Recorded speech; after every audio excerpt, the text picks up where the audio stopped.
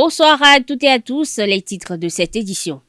La direction de l'Office du baccalauréat a effectivement démarré l'opération de distribution des attestations de bac ce lundi, le constat dans cette édition. À travers un communiqué rendu public, plusieurs membres du bureau du Parti Les Démocrates de la 23e circonscription électorale annoncent leur départ. Leur prochaine destination reste inconnue pour le moment. Le sélectionneur du Bénin, Moussa Latoundi, a dévoilé la liste des joueurs convoqués pour les rencontres amicales dans le cadre de la journée FIFA de septembre. C'était à la faveur d'une conférence de presse donnée ce lundi 12 septembre au stade de l'Amitié Mathieu Kérékou de Cotonou.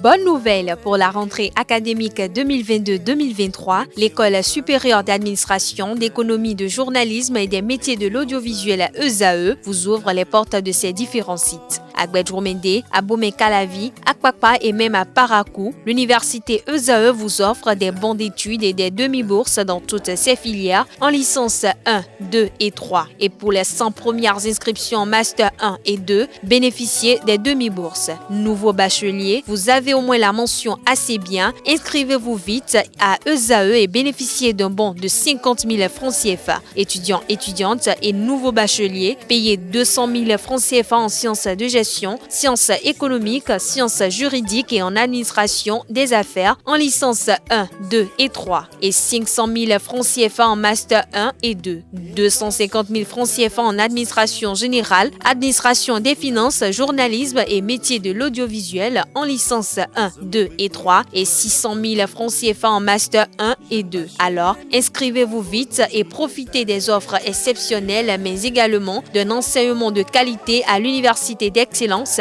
ESAE. Infoline 90 93 65 21 ou le 98 98 14 00. ESAE, l'excellence a un nom.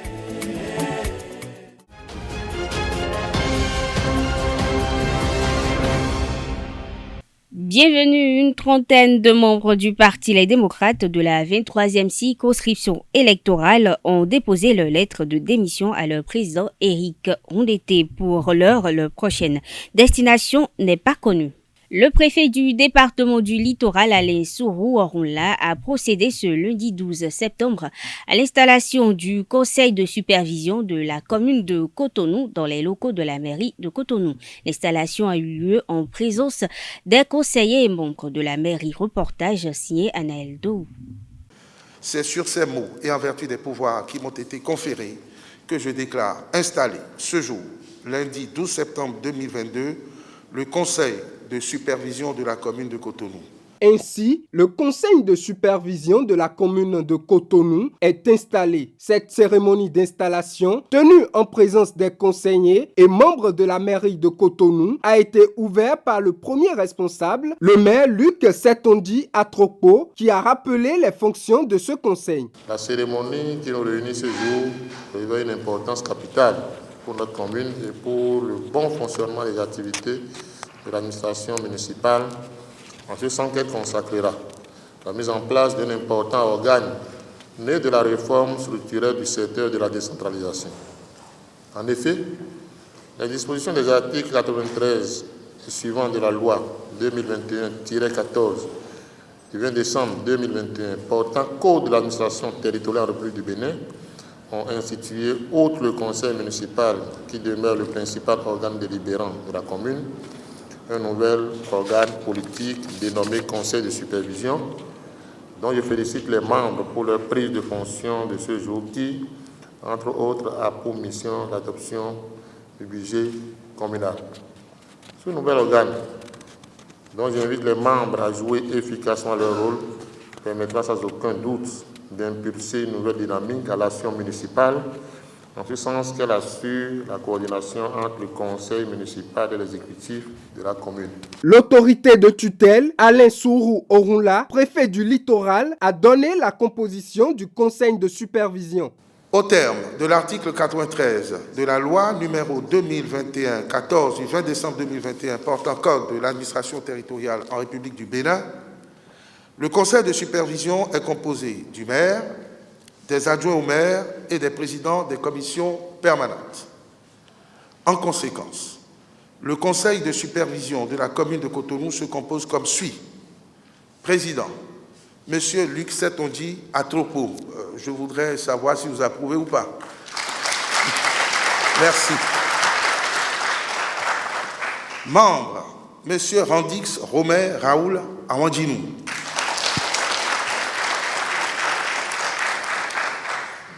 M. Gassien Koomlan Adjagoni. Madame Irène Françoise Béanzin. Monsieur Romulus Agbedjekou. Monsieur Philippe Achaoui. Monsieur Paul Seoué. Monsieur Epiphane Ocho.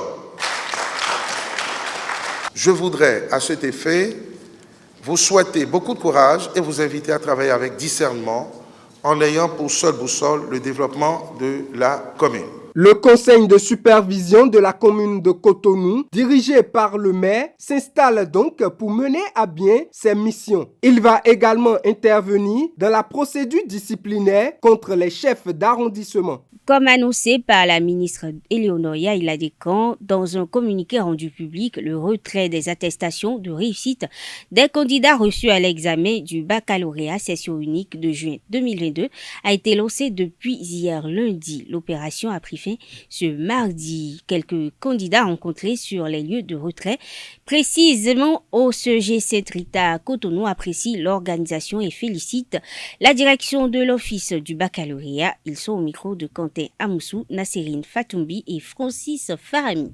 Je suis venue récupérer mon attestation. Bon, l'accueil a été bien fait. Techniquement, ma programmation de retrait d'attestation était prévue pour le vendredi. Mais ils avaient déjà prévu rattraper ça pour ceux qui ne savaient pas et viendraient prendre leur attestation et tout. Donc, il y a eu une salle spéciale pour ceux qui sont venus avant leur jour de programmation. Donc ça a été fait rapidement. On a fait un rang, mais ça a été rapide. Je suis rentré dans la salle.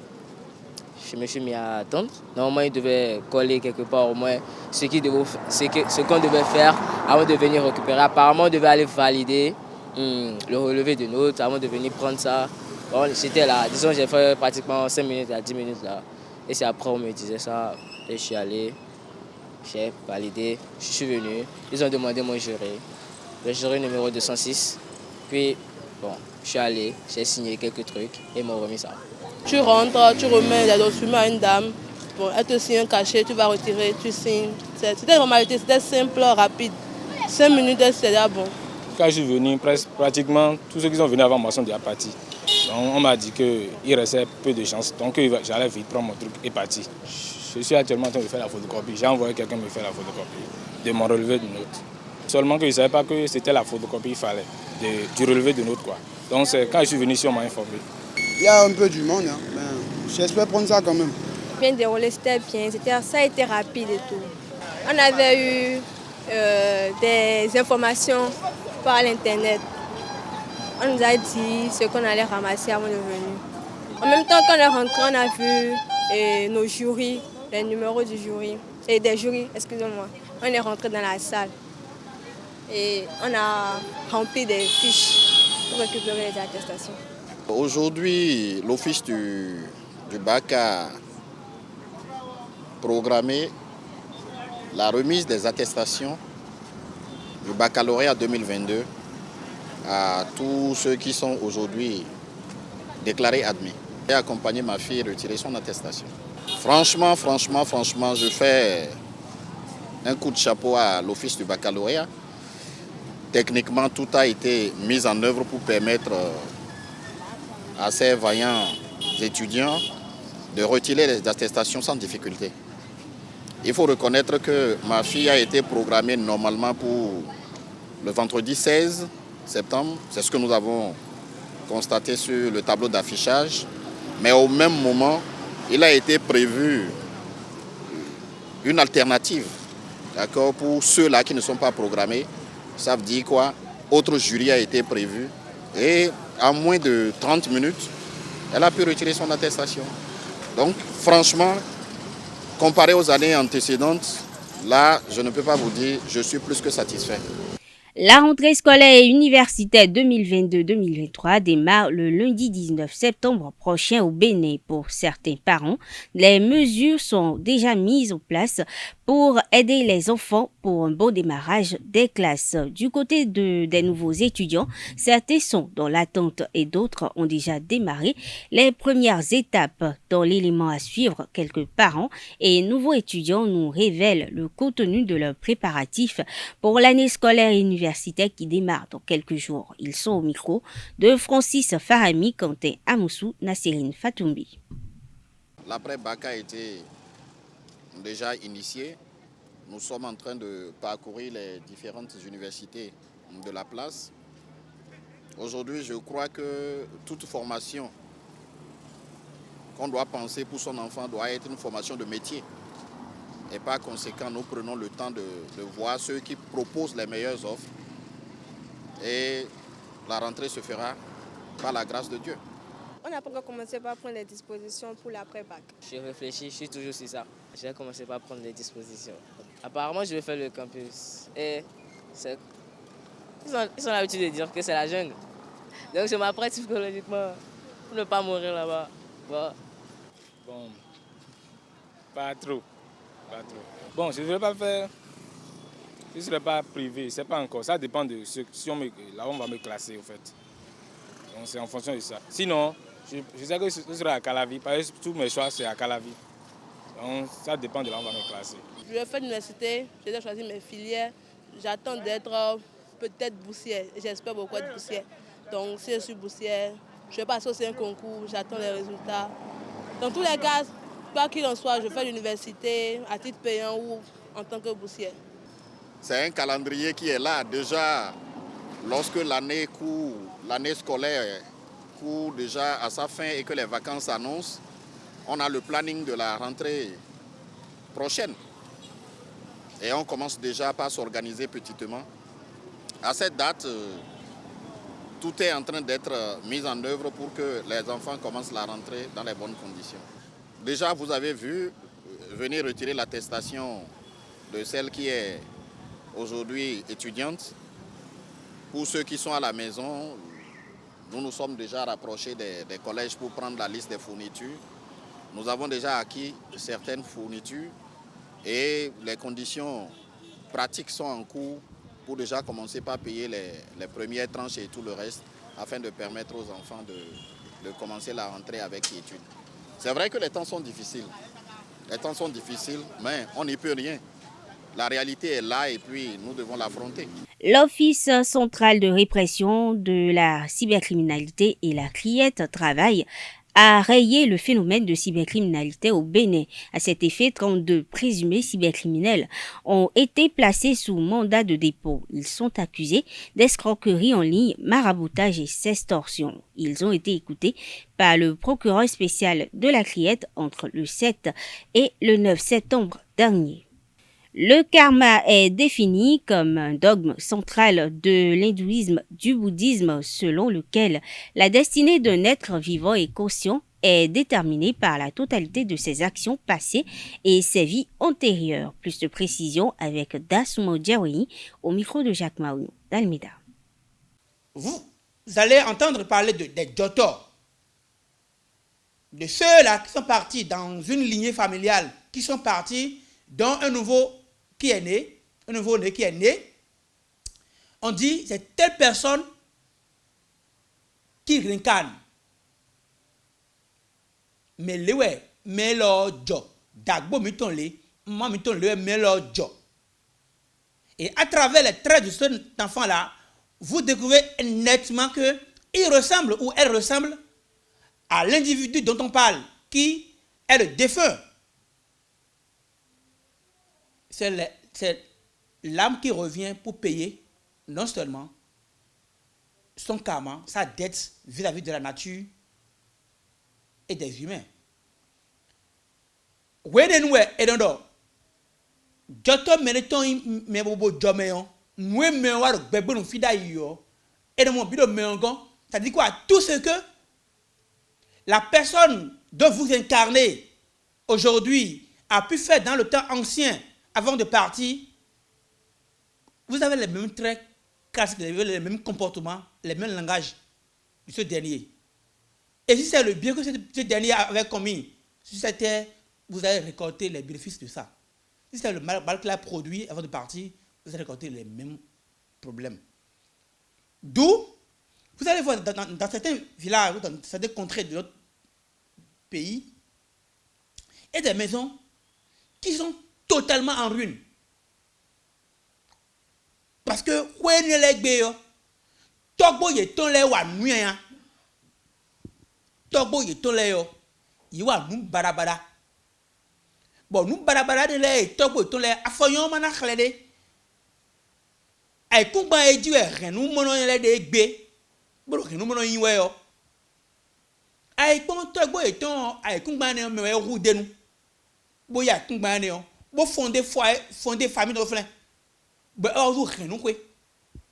Ba ekpon lo viene le meon ekpon renoué ne yo no tade ya kabi rene nu si vile ya su kwe no gbede ya kabi renoué ne me lo kwe dan do dido kwe gbe ya kabi renoué ne me yo ekpon diku e no dido renoué tonu e o renoué tonu me yo me jobe yino yindo renoué tonu wa nu me na sunva bona yin me akonka bari su da ko do kwe ne gbe yo e na sun no jai kabi vile dans fond bona zan ko do ko lebe vie na vibo e on so kuvam kabi vie na wen ku ajiji ai kungba eji e de ne yo iye do ahodo ai kungba e ne yo do togbo e ton flafo ai kungba ne on plen ai pon le glede de ji edo be a fon gudo a kungba ne nu bo ya kungba ganu bo hu me on flafo ba fo yon me na ku e yo me odo nous ay kungba ne ujiwe nkana kuo nunde kranyon dejia ede mo bokuo genwe jodo ay kungba ne jinu gbo ye ne reabi ho ne reabi bo ran chenu ba yi se bo atipo kankoro ayo job bi se ede mo kwere nu viera jodo ay yire jodo de na vie jovia. Le sélectionneur du Bénin Moussa Latoundji en conférence de presse ce lundi 12 septembre dans la salle de conférence du stade de l'Amitié Général Mathieu Kérékou de Cotonou a rendu public la liste des écureuils retenus pour la journée FIFA de septembre 2022. Au cours de cette conférence de presse, Moussa Latoundji a justifié ses choix. Le reportage est signé Colombe Oussou. Ils sont 23 à être convoqués pour affronter la Mauritanie et le Madagascar à Rabat au Maroc lors de la prochaine journée FIFA. Sur la liste dévoilée et publiée ce lundi matin par le sélectionneur béninois Moussa Latoundji, on note 3 gardiens de but, 8 défenseurs, 6 milieux de terrain et 6 portés vers l'attaque qui sont Alagbe Kassif Satouné, Farouk Moussa Loukman, Obassa Adebiyi Marcel Serge, Assoba Youssouf, Shaona Shamsdin, Bemaito Florentin Segla, Moutondi Cédric, Kiki David, Roche Yohan, Tidjani Mohamed, Vedon Olivier, Adeouti Jordan, Bawa Salim, Aklenvi Matteo, Dameda Sessi, Olaitan Junior, Sesseyon Stéphane, Aguemon Yannick, Akinyola Samson, Chibozo Ange Jésué, Dossou Jodel, Soukou Sebio et Tossin Ayegoun. Sur les 23, l'ex-capitaine de la sélection nationale Stéphane Sesseyon signe son comeback. Milieu de terrain comme offensive, la moisson semble bonne sur papier avec 2 nouveaux recrues. Florentin Gbemaïtor des Buffles du Borgou et le très attendu Samson Akinyola de Caracas Football Club du Venezuela. Les journalistes ont voulu en savoir davantage. Khaled Adenon, Steve Mounier, Michael Poté Désiré Azampou, le gardien de but Marcel Dandinou et bien d'autres sont des cadres absents pour ce regroupement. À toutes ces interrogations, Moussa Latondi explique. Dandinou, c'est un très bon gardien et je le connais déjà. C'est le moment pour nous aujourd'hui de regarder certains gardiens aussi pour les mettre en confiance. Dandinou, il va revenir. Juste, ces matchs-là, c'est des matchs amicaux. Je ne peux plus présenter cette saison, tout le monde le connaît, avec tout ce qu'il a fait pour le pays. C'est un monsieur qui, depuis longtemps, aimerait revenir pour aider le Bénin, comme il le fait. Et je le suivais depuis près de 3-4 mois. Il s'entraîne très bien, jusqu'à ce qu'il a eu son club. Et je l'ai invité maintenant pour voir s'il peut encore nous aider ou bien il ne peut plus. Et Gbemaitor, c'est un gaucher. Et Kiki qui est là, il a besoin de doublure. Aujourd'hui, si on voit localement, Gbemaitor, je pense qu'il est devant. Et sur le côté droit, Shaona, il est là il y a longtemps. Même au Togo, il avait joué en tant que latéral. Aujourd'hui, il joue au milieu de terrain. Ça, c'est un de plus pour moi, qui joue en tant que milieu de terrain et latéral. Donc, il peut beaucoup apporter. Et l'éliminatoire du Chan qu'on avait joué, je pense qu'il a fait un très bon boulot. Puis pourquoi pas lui donner la chance. C'est un gars qui est grand de taille, qui a tout ce qu'il faut pour devenir meilleur. Nous sommes obligés de tester des gens. Ce n'est pas de venir à l'équipe nationale tout le temps et puis voilà, on n'a pas de doublure. Non. On veut essayer d'avoir des doublures à chaque poste maintenant. Après 2 sorties infructueuses du Bénin dans les éliminatoires de la Coupe d'Afrique des Nations CAN Côte d'Ivoire 2024, Moussa Latondi compte regagner la confiance des Béninois. 2 matchs déjà qu'on a perdus. Les joueurs et le peuple béninois, ils ont besoin de la confiance. C'est de bien jouer déjà et de gagner les matchs. Pour avoir la confiance là. Là, on a besoin de ça.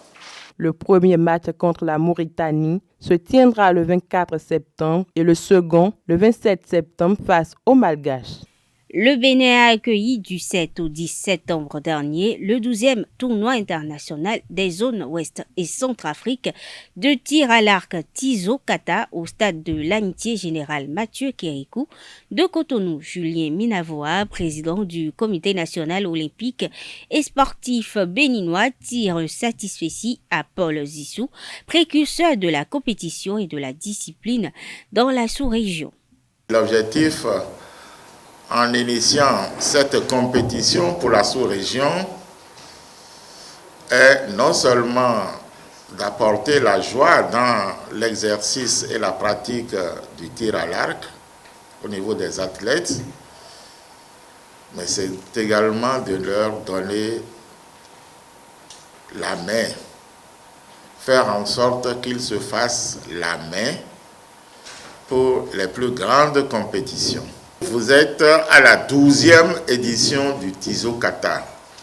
Félicitations à vous, monsieur Paul Zissou, parce que vous avez non seulement porté le tison de tir à l'arc